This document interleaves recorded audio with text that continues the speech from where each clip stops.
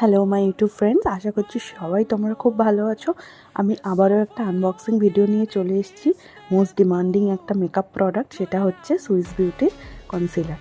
আমার যে শেডটা ছিল সেটা হচ্ছে 02, যেটা আমি প্রথম থেকে ইউজ করছি। এটা আমি ফার্স্ট টাইম অর্ডার করলাম, কারণ কি 02 অ্যান্ড এই শেডটা 03 একদম সিমিলার।